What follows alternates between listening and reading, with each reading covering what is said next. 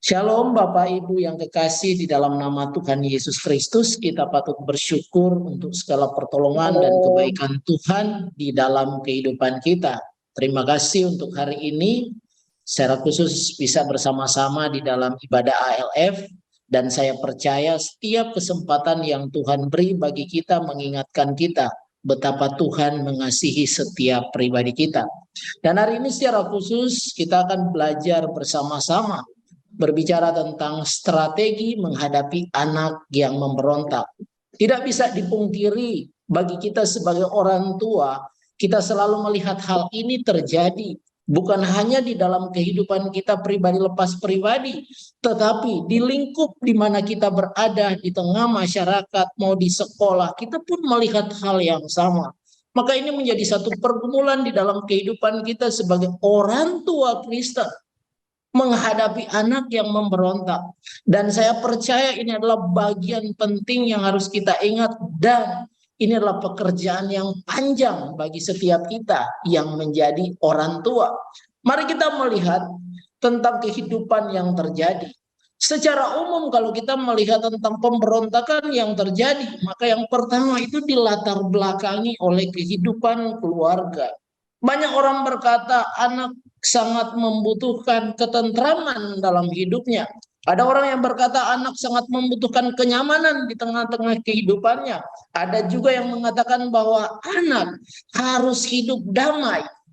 Yes, semua punya harapan seperti itu. Tetapi banyak juga di sana kita menemukan di situasi keinginan anak yang begitu kuat, tetapi tidak dibarengi dengan kehidupan keluarga. Artinya, ketika anak membutuhkan ketentraman, keluarga tak mampu memberikan hal itu. Ketika anak membutuhkan kenyamanan, justru keluarga terseok-seok dalam hal ini. Maka di sanalah terjadi kadang ketika anak mulai membelakangi kita, ketika anak mulai menunjukkan perlawanan, maka kadang sikap kita sebagai orang tua kita bisa bertindak begitu tegas, kita bisa begitu keras. Tetapi tindakan yang tegas, tindakan yang keras tidak serta-merta membuat anak itu berbalik dari pemberontakan. Kemudian juga kita kadang memakai cara yang lembut untuk menghadapi anak. Tetapi ternyata tidak juga membuat anak dengan mudah untuk mengikuti apa yang menjadi keinginan kita. Ketika kita juga berusaha untuk ramah terhadap anak kita, tetapi ternyata justru anak menggunakan keramahan itu untuk mendekatkan diri kepada kita supaya keinginan dia bisa kita lakukan.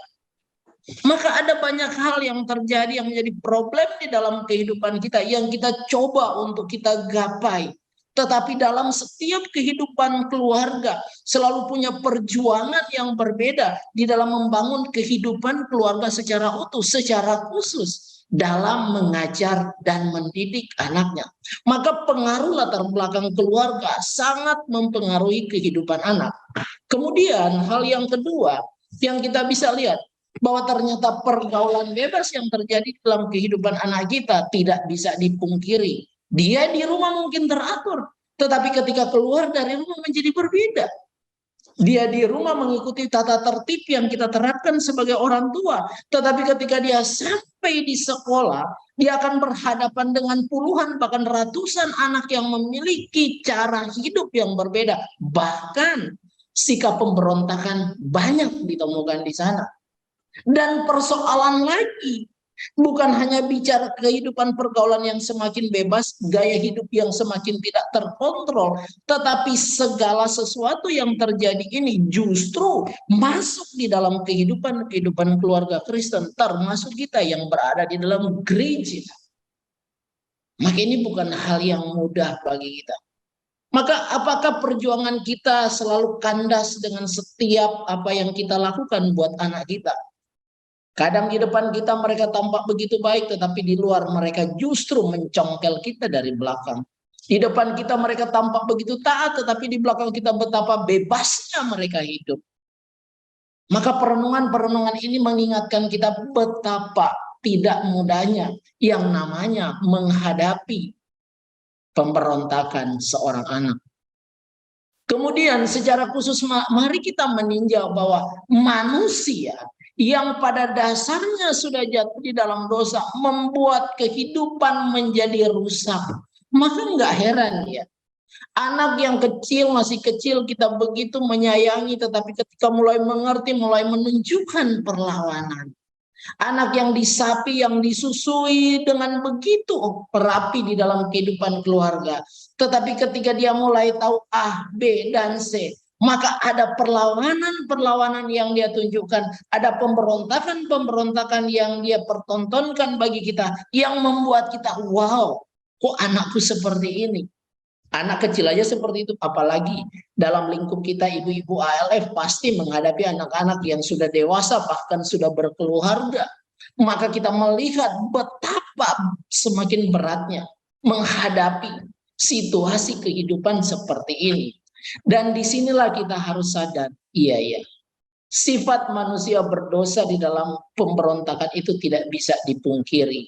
Ketika manusia menjadi berdosa, ketika manusia memberontak terhadap Tuhan, maka sikap pemberontakan itu menempel di dalam kehidupan kita yang sulit untuk dipisahkan.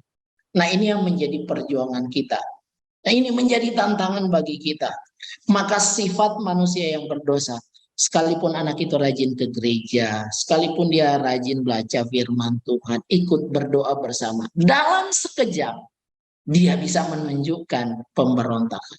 Dalam sekejap dia bisa berubah. Baru selesai ibadah, baru selesai sekolah minggu, baru selesai berdoa bersama-sama dengan teman-teman, tetapi dia sudah menunjukkan sikap yang berbeda di hadapan temannya, bahkan di depan orang tuanya. Maka, kok anak Pak Pendeta seperti itu ya? Kok anak Pak Majelis seperti itu ya? Kok anak kita seperti itu ya? Sudah diajari tuh tetap seperti ini. Maka sifat manusia yang berdosa tidak akan pernah menjauhkan manusia itu dari pemberontakan. Dan itu akan terus bersama-sama dalam kehidupan setiap pribadi. Maka pemberontakan anak harus kita lihat. Pemberontakan lama, pemberontakan anak bukan cerita yang baru. Tetapi ini sudah menjadi cerita lama yang terjadi di dalam lingkup kehidupan manusia. Maka kalau sudah menjadi cerita lama, maka seorang Salomo pernah mengatakan bahwa tidak ada sesuatu yang baru yang ada di dalam dunia ini. Semua sudah pernah ada dan akan selalu ada. Termasuk yang namanya pemberontakan itu. Dan yang kedua, di setiap zaman, mulai dari zaman Adam dan Hawa, pemberontakan itu sudah terjadi. Dan setiap zamannya terus menerus sampai pada kita saat ini. Maka di sini kita semakin dibawa kepada satu situasi menghadapi realita kehidupan yang justru, kadang kita udah nggak mampu menghadapi anak-anak kita. Kadang kita sudah berdoa, kita sudah bicara firman Tuhan dan segala, tapi kadang kita gagal. Karena anak tetap menunjukkan sikap seperti itu.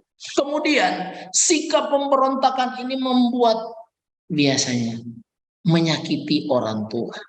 Menyakiti hati orang tua. Bahkan pemberontakan anak, akhir-akhir ini berkali-kali saya mendengar pemberontakan anak itu terjadi, membuat orang tuanya justru istilahnya nggak mau malah bertemu dengan anaknya. Kalau bisa jangan bertemu sebelum dia berubah. Kemudian ada juga orang tua yang bahkan karena dia nggak sanggup menghadapi pemberontakan anaknya, dia bilang lebih baik kamu waktu lahir mama matikan waktu itu daripada kamu menyakiti hati mama sekarang, hati papa sekarang. Tapi itu realita yang terjadi yang tidak bisa istilahnya kita lompati. Banyak itu terjadi. Dan pemberontakan anak merusak tatanan kehidupan. Di dalam keluarga, ketika dia di sekolah, ketika dia bermain dengan teman-teman, bahkan di gereja pun, kehidupannya dia tunjukkan sesuatu yang merusak. Sehingga membuat dirinya, keluarganya, teman-temannya pun kadang terpengaruh. Maka dari sini kita bisa melihat, kalau sudah situasi seperti ini, maka kita dibutuhkan sebuah strategi, Ini yang kita lagi bicarakan hari ini. Maka setiap orang tua akan menghadapi sebuah tantangan yang luar biasa. Menghadapi sikap pemberontakan anak adalah pekerjaan yang tidak mudah. Bahkan seumur hidup kita kadang kita menghadapi sikap pemberontakan itu.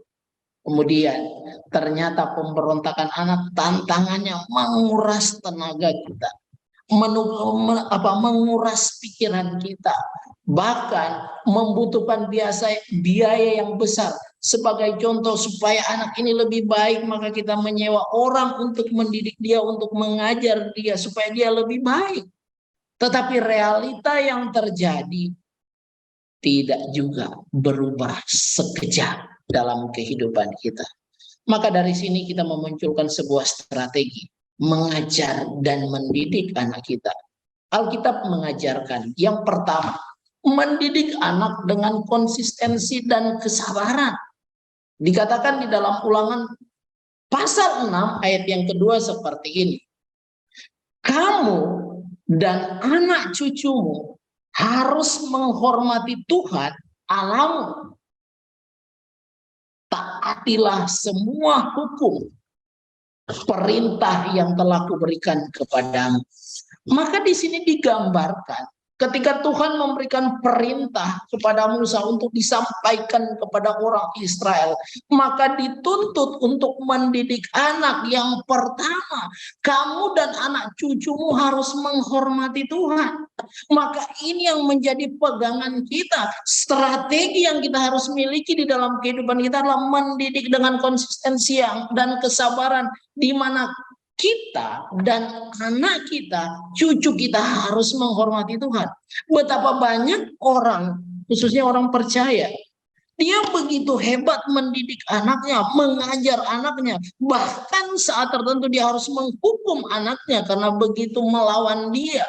Tetapi yang menjadi pergumulan, kadang kita begitu pandai untuk mengajar dan mendidik kita, tetapi Tuhan menuntut kita sendiri harus menghormati Tuhan. Kadang kita begitu mudah untuk mengajari anak kita, tapi kita sendiri nggak berjuang untuk mengajari diri sendiri. Tuntutan untuk menghormati Tuhan bukan kepada anak-anak yang kita didik saja, tetapi kita yang sedang mendidik itu harus kita tunjukkan.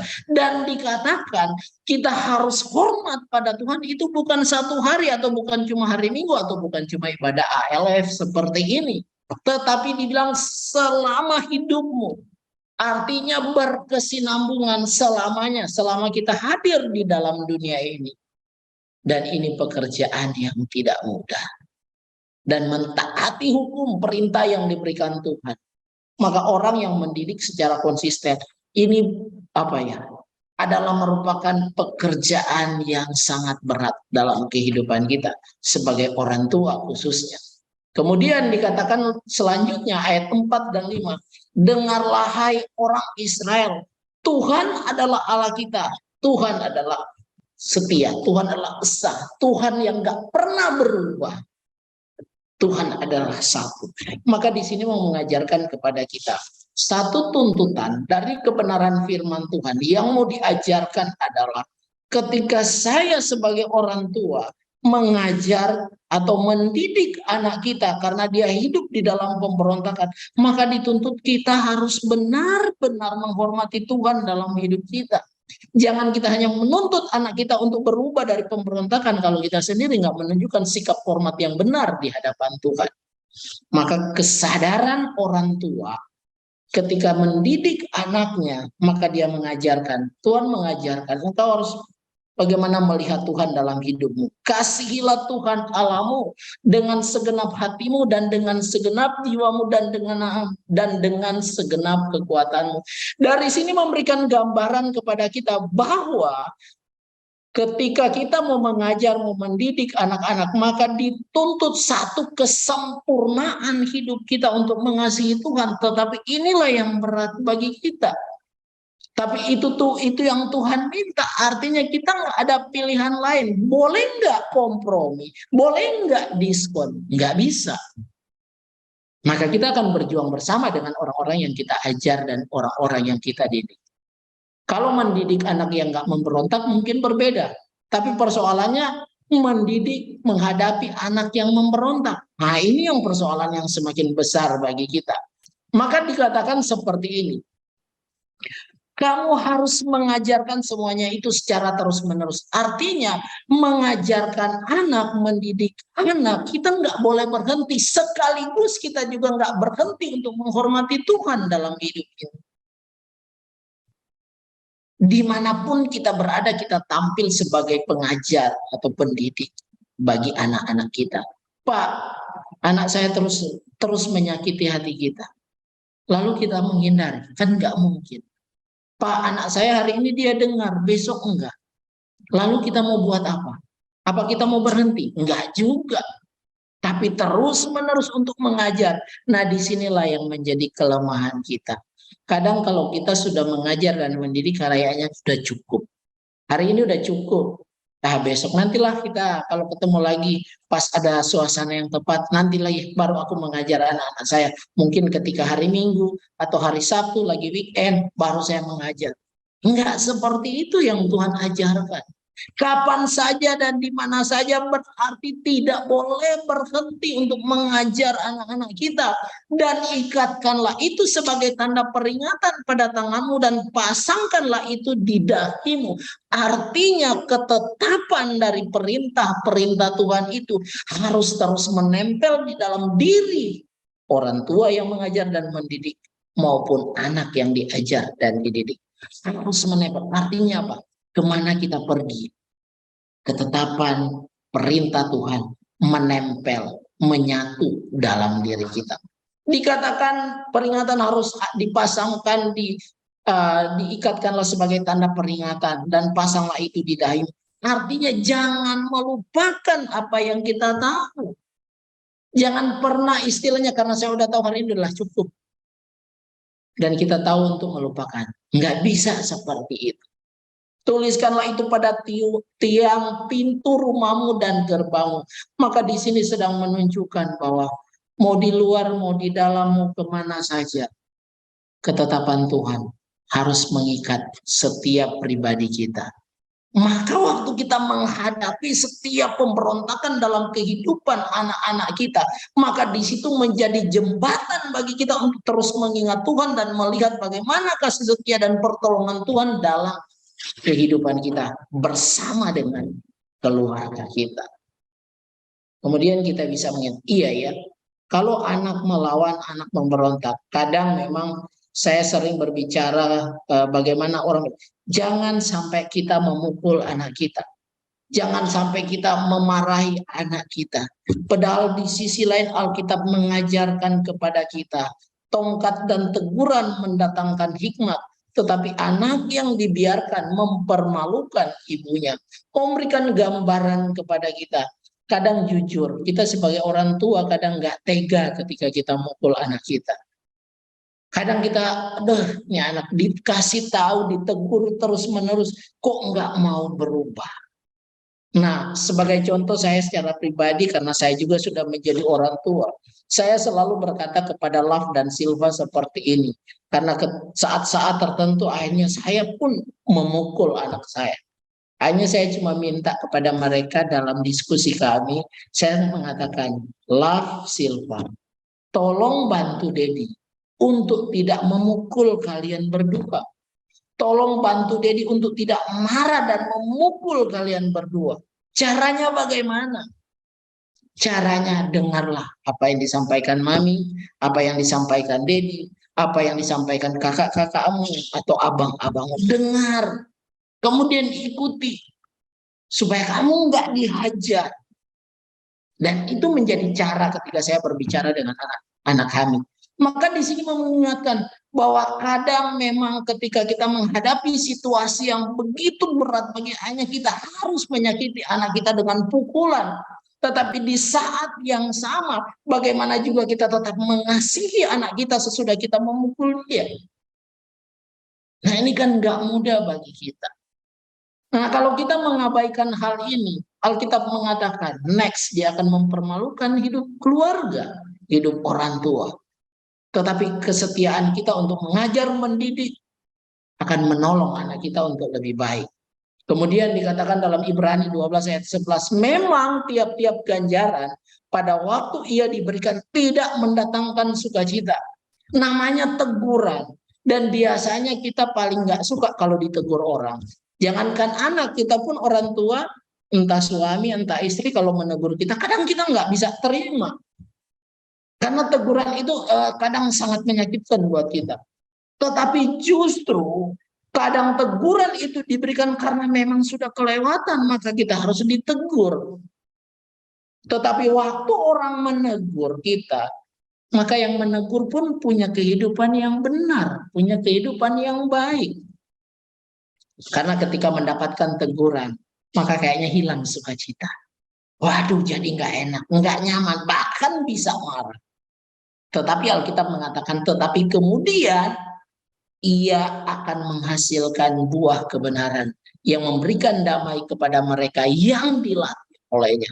Maka dari sini pemberontakan itu akan tetap terus terjadi, tetapi kita sebagai orang tua, kita tidak boleh untuk berhenti, untuk mengingatkan, menegur, bahkan saat tertentu kita memakai tongkat demi sebuah tujuan yang baik. Betapa banyak orang tua saat ini, ketika saya bertemu dengan banyak orang tua, ketika menjemput mengantar anak di sekolah, pergumulannya sama. Pergumulannya nggak berbeda. Di sekolah, masuk di sekolah yang bernuansa Kristen, artinya yang mengajarkan nilai-nilai Kristiani, dan orang tua berjuang untuk membawa anak di situ, tetapi tidak serta-merta membuat anak itu berubah. Apalagi kalau di rumah tidak diperdulikan, maka apa yang akan terjadi dalam setiap generasi anak kita? Maka kalau kita lihat berita, nonton TV, wah, pemberontakan itu luar biasa. Dan itu sangat menyakitkan. Tetapi di sini firman Tuhan mengingatkan supaya kita tetap menjalani tugas tanggung jawab kita. Hal yang kedua, berbicara tentang strategi menghadapi pemberontakan anak. Maka kita harus mendidik anak itu di dalam ajaran dan nasihat Tuhan. Nah, ini hal yang penting untuk kita ingat bersama-sama. Ketika membaca Efesus 6 ayat 4, memang secara khusus ini dikatakan kepada bapak-bapak. Dan janganlah kamu bapak-bapak, janganlah bangkitkan amarah di dalam hati anak-anakmu. Nah, ini yang penting. Tetapi didiklah mereka di dalam ajaran dan nasihat Tuhan. Nah, kalau kita melihat sekilas berbicara tentang hal ini, tetapi didiklah mereka di dalam ajaran Tuhan, maka di sini kita bisa melihat bahwa apa sebenarnya yang mau diungkapkan dengan ajaran dan nasihat Tuhan itu sendiri. Bukankah kita sudah tahu tentang ajaran dan nasihat Tuhan? Tetapi dari sini lagi mau mengatakan bahwa ajaran yang sesuai dengan firman Tuhan, artinya kita yang mengajar maupun yang diajarkan itu jalannya bersama, tidak terpisahkan. Tidak boleh artinya hanya ajaran itu baik, tetapi yang mengajar nggak baik, nggak bisa. Ada tuntutan kesempurnaan ajaran yang sesuai dengan firman Tuhan. Maka di bagian kedua, ajaran Tuhan Yesus dalam Yohanes 17 ayat 16, dia bilang, ajaranku itu berasal dari Bapa yang mengutus aku. Artinya ketika orang tua menerima ajaran dari kebenaran firman Tuhan, dan kalau kita juga melihat apa yang diajarkan oleh Yesus sendiri dalam nilai-nilai Kristiani, seperti khotbah di bukit, maka di situ memberikan bagaimana Yesus mengajar manusia yang memberontak, bagaimana Yesus mengajar orang-orang yang terus melawan kehendak dan ketetapannya. Dia hadir di sana sebagai pengajar, dia hadir sebagai penurut kebenaran itu sendiri. Karena dia sedang membawa pesan dari Bapaknya. Enggak ada yang berubah dan enggak ada yang berbeda. Maka itu digambarkan, iya ya, ketika belas kasihan Tuhan itu dinyatakan kepada manusia yang berdosa, maka di situ dibarengi dengan tindakannya yang nyata. Maka bagi kita ketika berbicara tentang ajaran dan nasihat Tuhan, ini adalah hal yang penting dalam kehidupan kita, karena kita lagi melihat kepada Kristus itu sendiri, dan kita sebagai orang-orang yang percaya pada Kristus mengajarkan ajaran nilai-nilai Kristiani itu. Sebagai contoh, ketika Tuhan dikhianati, ketika Tuhan disakiti, ketika Tuhan diperlakukan dengan hina, dia tetap mengasihi si pemberontak. Maka ketika kita jujur ya sebagai orang tua, ketika anak memberontak, kadang kita marah, kadang kita pukul, tapi saat yang bersama air mata keluar karena kita mengasihi anak kita. Nah, ini yang dibutuhkan di dalam kehidupan keluarga Kristen dalam menghadapi strategi kehidupan menghadapi anak-anak kita. Kadang anak begitu menyakiti hati kita, tetapi saat yang bersamaan kita sedih, tapi kita tetap mengasihi mereka. Bagaimana kasih dan hukuman itu berjalan bersama-sama. Sejak dari kitab Kejadian sudah diceritakan bahwa Tuhan marah ketika Adam dan Hawa berontak, melawan. Tetapi di saat yang sama Tuhan juga menunjukkan kasih-Nya. Maka di situ digambarkan kasih dan hukuman Tuhan berjalan bersama-sama.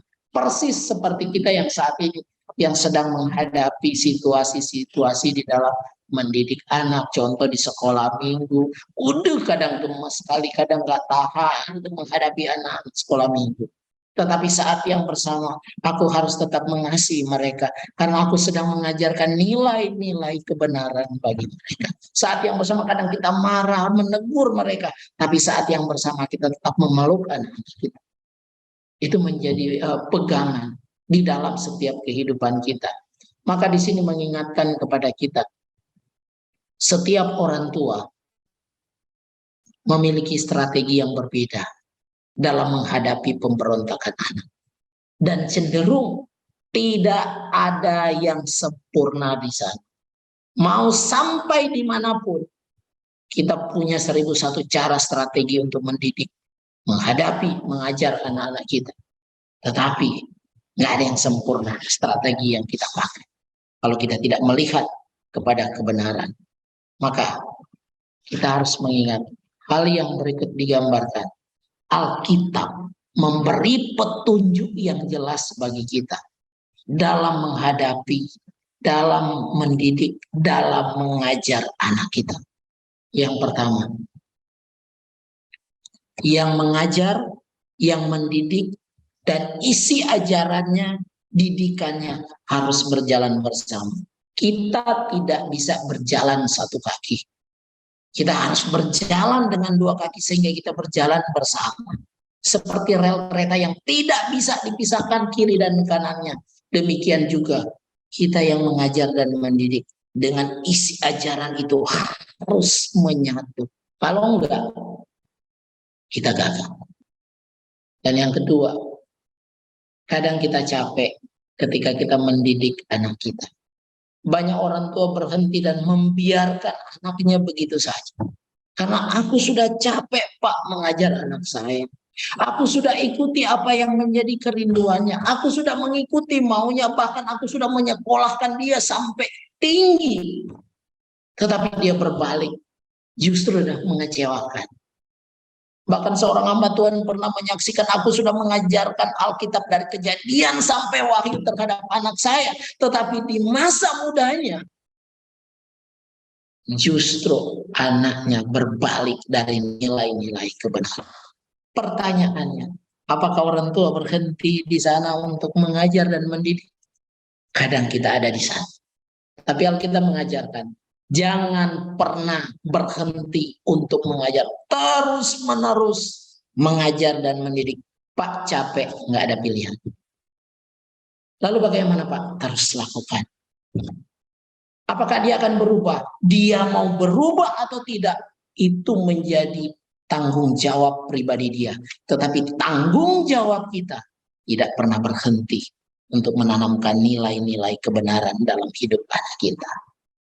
Dan yang terakhir, pengajar pendidik atau kita sebagai orang tua, sebagai anak atau guru dan muridnya, bagaimana kita dituntut menghormati dan menaati firman Tuhan. Jangan kita hanya tampil menjadi pengajar pendidik yang tampak luar biasa, tetapi kita nggak menghormati Tuhan seperti yang kita inginkan untuk orang-orang yang kita ajar, orang-orang yang kita didik, supaya menaati firman Tuhan. Maka dia harus bersama. Jadi buat kita sebagai orang tua yang menghadapi situasi kehidupan anak masa kini. Memang ini tidak mudah bagi kita. Tetapi kita diberi jalan keluar oleh firman Tuhan. Dan mari kita bercermin kepada kebenaran firman Tuhan. Maka di sana kita menemukan strategi yang benar. Seperti apa. Dan itu yang menjadi perjuangan kita sebagai orang-orang tua. Biarlah firman Tuhan ini terus menolong kita, memimpin kita untuk kita menjadi pribadi-pribadi yang terus dan terus mengajar, mendidik, menghadapi pemberontakan perlawanan anak kita. Tuhan menolong kita, Tuhan memberkati kita. Mari kita tunduk kepala dan kita berdoa.